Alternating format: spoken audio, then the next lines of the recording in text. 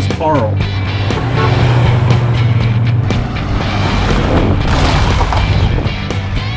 What in the world is that? I mean, they've never seen anything like it.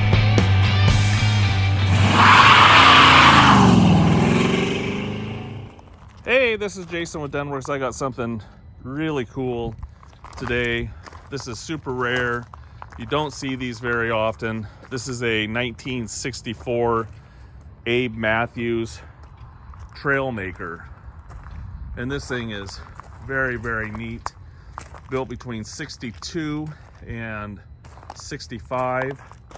Actually in 65 the company was sold to Botel Engineering, and but this was kind of the last year, 64, and the owner John House went over with he was part of the deal when he went over to Botel, but it was built in Hibbing, Minnesota.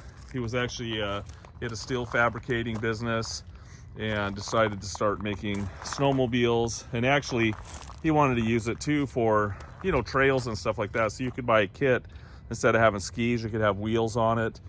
This one here has the PTO on it back here, so you'll see photos of these with a belt and stuff, and it had a little drill in the back for ice fishing.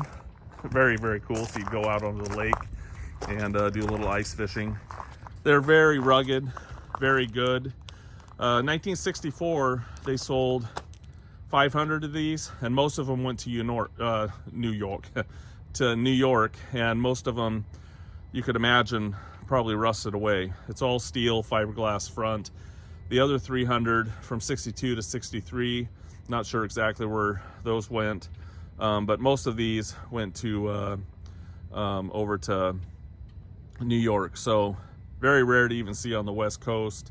Most of them you might see over in the New York area or surrounding areas, Minnesota and stuff, but really, really neat. It has forward, neutral, and reverse, and this is the shifter. You pull it down and to go forward, neutral in the center, and then it moves that gearbox down there, and then reverse.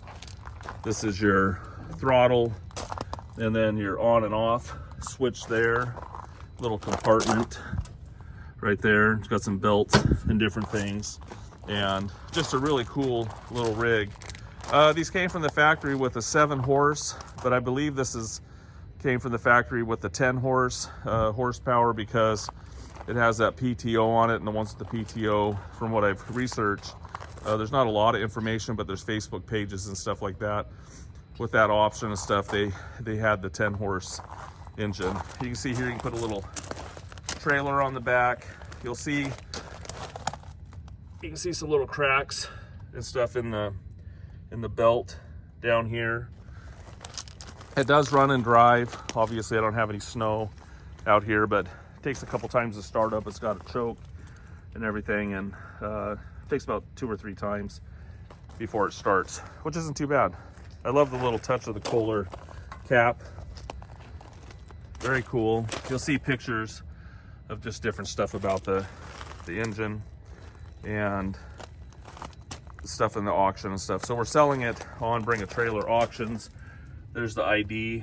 There is no title for this, but it is no reserve on Bring a Trailer, so top bid is going to get it, and it's kind of nice that someone's going to get a rare piece for sure. And it's really unique. I mean, look at it. I love the look of it. Some of the brochures, they show 3 people riding on it. Husband in the front, and then wife in the back, and the kid in the middle. But these days, you can go the other way around. So, very cool. I'm going to have John start it up. It's actually in really good shape. Hard to find one in this condition. Look underneath the seat here real fast. So go ahead and start it up, John. We're going to flip it on. Very easy. It's already warm, so the choke, this is choke on. So you're going to flip that up. Make sure it's a neutral. And we'll see if it fires. Put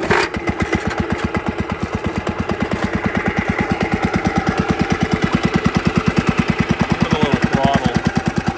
Make sure it doesn't take off.